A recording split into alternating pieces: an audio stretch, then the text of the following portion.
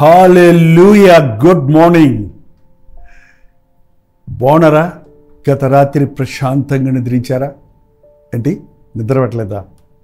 ఎందుకండి అప్పుడప్పుడు నిద్ర పట్టదని అంటుంటారు కొంతమంది. మనసు పాడైతే నిద్ర పట్టదండి. అనవసరమైన ఆతృతకు చోటిస్తే నిద్ర పట్టదు. రేపు చాలా పనులు చేయాలి ఎలాగని ఆలోచిస్తూ కూర్చున్నప్పుడు నిద్ర ఎలా వస్తుంది?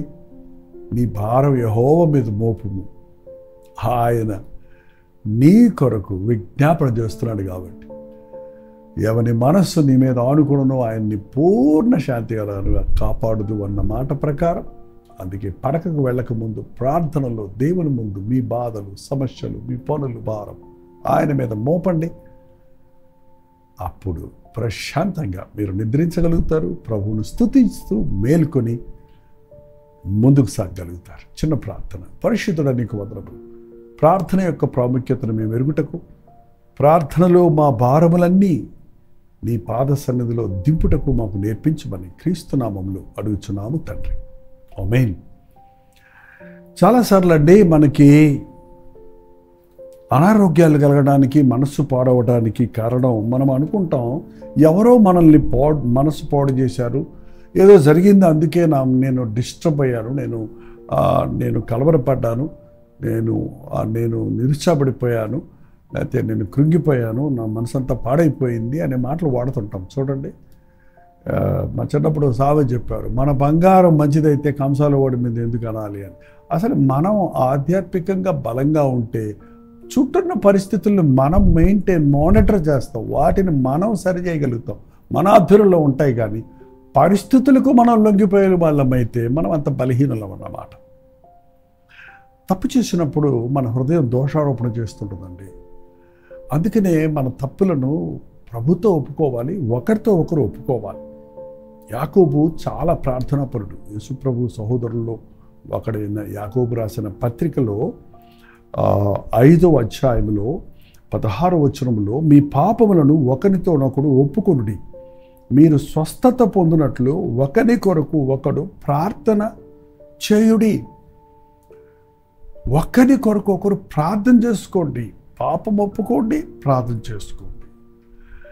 చూడండి, ఎంత పెద్ద సేవకులమైనా మాకు కూడా మీ ప్రార్థన అవసరం. మీకు మా ప్రార్థన ఎంత అవసరమో మాకు మీ ప్రార్థన అంత అవసరం. అంత గొప్ప దైవజనుడైన పౌలు కూడా అనేక సార్లు సంఘానికి ఉత్తరాలు రాస్తూ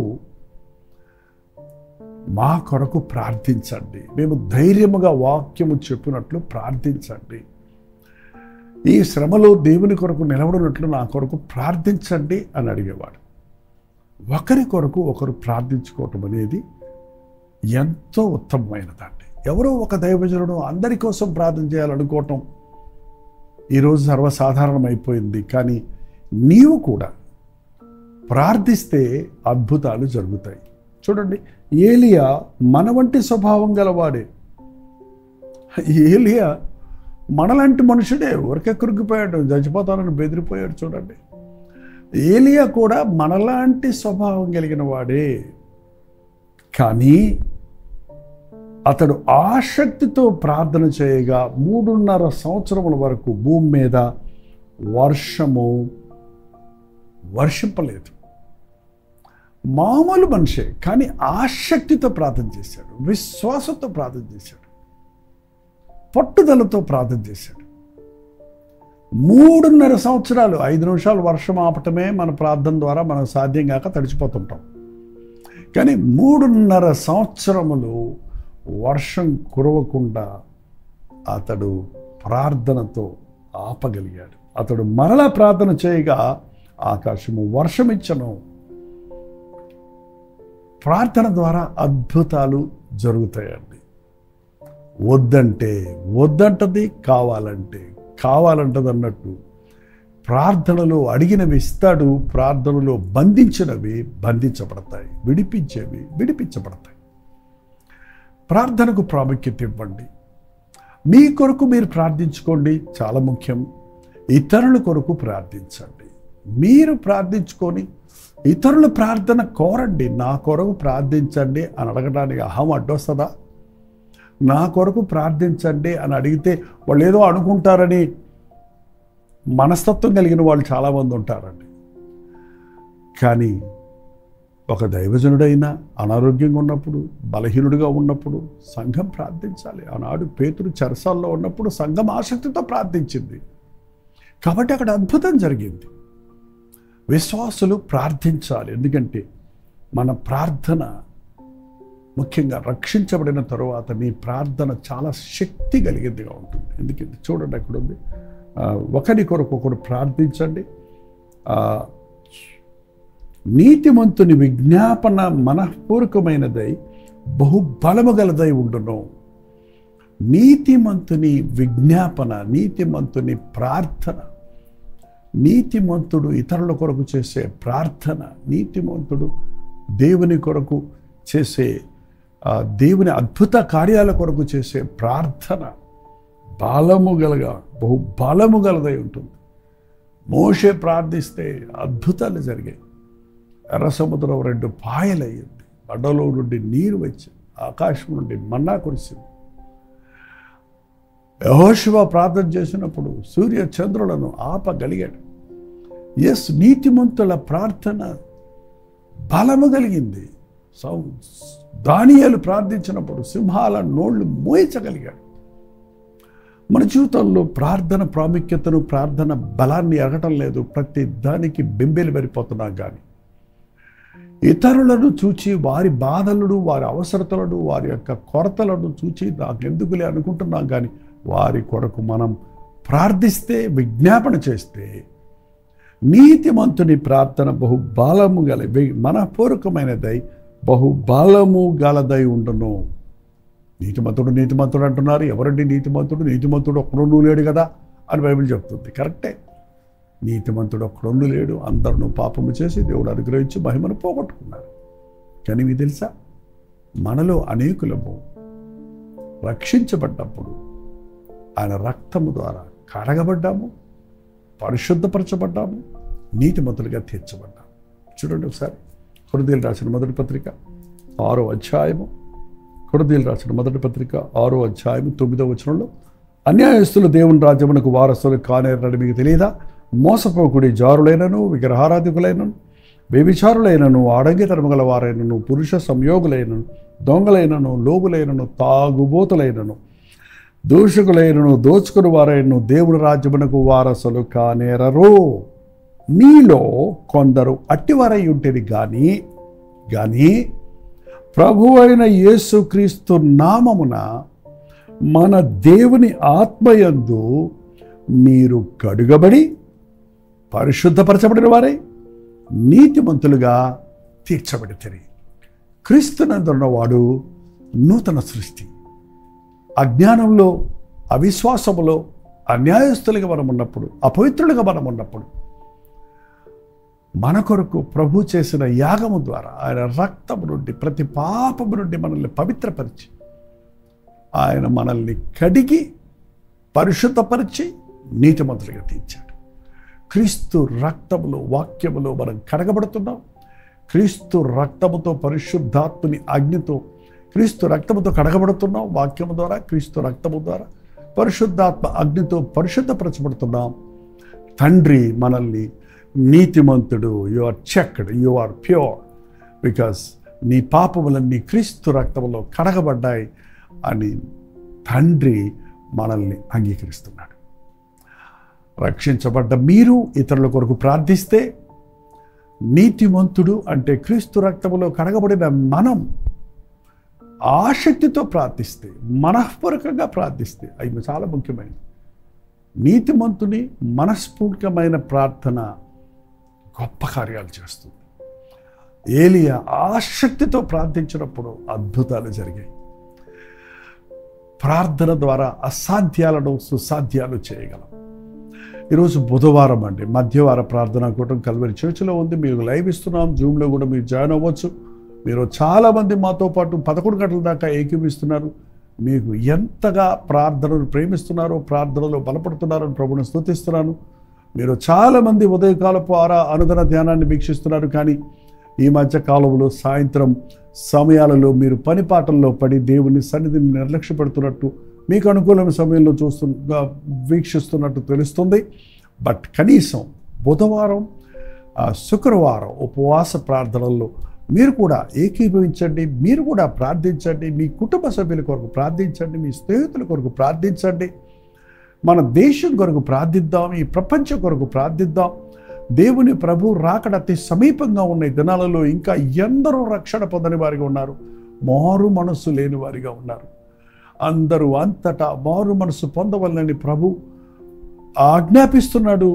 ఆయన సువార్త సకల జనులకు అందే వరకు ఆయన రాకడ తామసమవుతుంది కనుక ప్రార్థన ద్వారా సాతాను బంధకములలో ఉన్న వారిని విడిపించుటకు, అపవాది చేత పీడించబడుతున్న వారిని విడుదల చేయుటకు, దురాత్మల చేత పట్టబడి వేధించబడుతున్న వారికి విడుదల దొరికినట్లుగా, రోగులు స్వస్థత పొందినట్లుగా, అవిశ్వాసుల మనోనేత్రాలు తెరవబడినట్లుగా, పరిశుద్ధాత్మని కార్యములు ముమ్మరముగా ప్రపంచమంతటా జరుగునట్లుగా దేవుని సన్నిధిలో మనం విజ్ఞాపన చేయటం నేర్చుకోవాలి.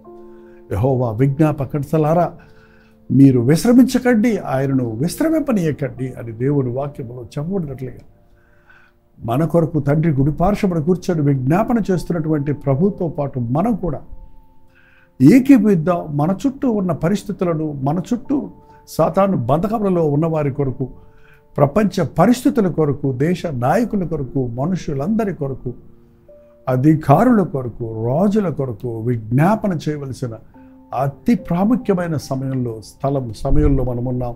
అది పాస్టగారుల పని, అది ఎవరో చేస్తారు అనుకోవద్దు. క్రీస్తు రక్తంలో కడగబడిన ప్రతి ఒక్కరు ఒక తల్లిగా, ఒక తండ్రిగా, ఒక యవనస్తుడిగా నీవు శుద్ధ హృదయంతో ప్రార్థిస్తే నీ ద్వారా కూడా దేవుడు తన అద్భుత కార్యాలు నీ ప్రార్థన ద్వారా జరిగిస్తాడు. ప్రార్థన.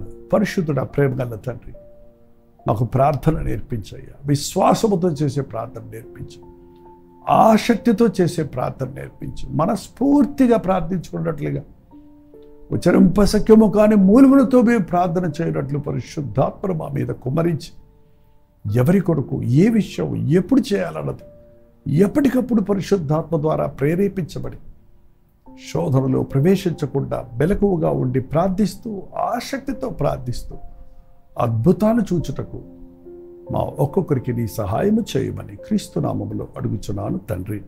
ఆమేన్. తండ్రి అయిన దేవుని యొక్క ప్రేమయు, కుమారుడైన క్రీస్తు యొక్క కృపయు, ఆదరణకర్త అయిన పరిశుద్ధాత్మ యొక్క సహవాసము కూడి వచ్చిన మనందరికీ ఇప్పుడును సదాకాలమును తోడై ఉండును గాక. ఆమేన్. దేవుని స్తోత్రం. మీ ప్రార్థనా వసతుల వారాలు 954041 నెంబర్కి, మరి ఇతర దేశాల్లో ఉంటే 91001008 నెంబర్కి ఒక టెక్స్ట్ లేక వాయిస్ మెసేజ్ ద్వారా వాట్సాప్ పెట్టండి. మీ పక్షంలో మేము ప్రార్థిస్తున్నాం. మీరు ప్రార్థించండి. దేవుడు అద్భుతంగా మన ఆధ్యాత్మిక జీవితాలను దీవిస్తాడు. మీ ప్రార్థన వల్ల, నీతిమంతుని విజ్ఞాపన ప్రార్థన వల్ల ఎన్నో అద్భుతాలు మనలో, మన చుట్టూన్న వారిలో, ఈ లోకంలో జరిగించాలని ప్రభు ఆశిస్తున్నాడు. ఆసక్తితో ప్రార్థిద్దాం, ఆధ్యాత్మికంగా దీవించబడతాం. ప్రభుత్వమైతే మధ్యాహ్నం 3 గంటలకి హెచ్చరిక, అలాగే రాత్రి 9 గంటలకి బుధవారం కదండి కల్వరి ప్రతిధ్వనిలో ఉపవాస ప్రార్థన లింక్ ఇస్తాం. మీరు కూడా మాతో పాటు ఏకీభవించి ప్రార్థించండి. అంతవరకు దేవుడు మహాకృప మీకు తోడైనది కాక. కడపలో 1 డే గెట్ టుగెదర్ ఏర్పాటు చేస్తున్నాం. కడప పరిసర ప్రాంతాల్లో ఉన్న మీరు తప్పకుండా హాజరవడానికి ప్రయత్నించండి. మిమ్మల్ని ముఖాముఖిగా చూడటానికి, మీకోసం ప్రార్థించడానికి మేము చెన్నై నుంచి కడప వస్తున్నాం. రండి. అనేకులకు ఈ విషయాన్ని మీ కడపలో ఉన్న స్నేహితులకు, బంధువులకు, కడప, జమ్మల మరుగు, ఇంకా చుట్టుపక్కల చాలా ఊళ్ళు ఉన్నాయి కదండి, చుట్టుపక్కల ఉన్నవారు కూడా మధ్యాహ్నం సమయంలో వస్తారని ఎంతో ఆశతో ఎదురు చూస్తున్నాం. ప్రార్థించండి, హాజరవ్వండి, దీవించబడండి. గమనించండి, ఆగస్ట్ 19వ తారీఖు మధ్యాహ్నం 1 గంట నుంచి 5 గంటల వరకు, అలాగే 5 గంటల నుంచి 10 గంటల వరకు 2 సెషన్స్గా కడపలో 1 డే గెట్ టుగెదర్ ఏర్పాటు చేస్తున్నాం. రండి. మీ ఇరుగు పొరుగు వారిని పిలుచుకొని రండి. మీ స్నేహితుల్ని, బంధువుల్ని ఆహ్వానించండి. కడపలోనే కాకుండా కడప పరిసర ప్రాంతాల్లో ఉన్నవారు కూడా వచ్చి హాజరై ముఖాముఖిగా మిమ్మల్ని చూడడానికి, వ్యక్తిగతంగా మీకోసం ప్రార్థన చేయడానికి కూడా అవకాశం కలుగు చేయండి. చిరునామా గమనించండి. ఆదిత్య కళ్యాణ మండపం, రెడ్డి కాలనీ, కడప. ఇంకా వివరాలు కావాలంటే 8939393939 నెంబర్కి మీరు కాల్ చేయండి, లేదా కింద ఉన్నటువంటి QR కోడ్ను మీరు స్కాన్ చేసుకోండి. తప్పక వస్తారు కదా.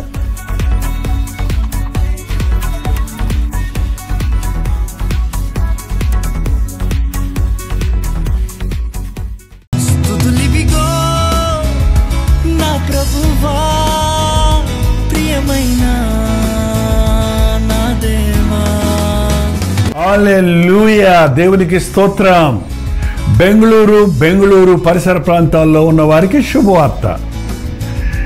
ప్రతిరోజు దేవుని వాక్యాన్ని అనేక భాషల్లో వింటున్న మిమ్మల్ని ముఖాముఖిగా చూడాలని, మీకోసం వ్యక్తిగతంగా ప్రార్థించాలని బెంగళూరు వస్తున్నాం. ఆగస్టు 27వ తారీఖు మధ్యాహ్నం 2 గంటల నుంచి 5 గంటల వరకు, 6 గంటల నుంచి 10 గంటల వరకు జరిగే ఈ 2 సెషన్స్లోనూ పాల్గొనడానికి సిద్ధపడరండి.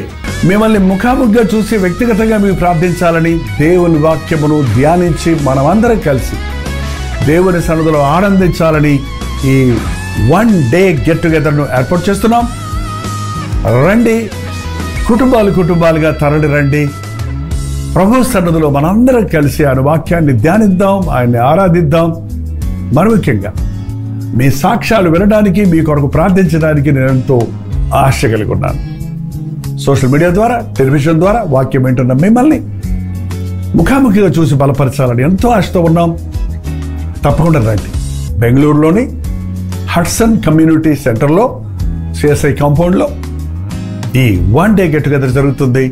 మరిన్ని వివరాలు కావాలంటే 8939393939 నెంబర్కి మీరు కాల్ చేయండి, లేకపోతే మీరు చూస్తున్నటువంటి నెంబర్లకు వాట్సాప్ పెట్టండి, లింక్ మీకు పంపిస్తారు. తప్పక వస్తారు కదా.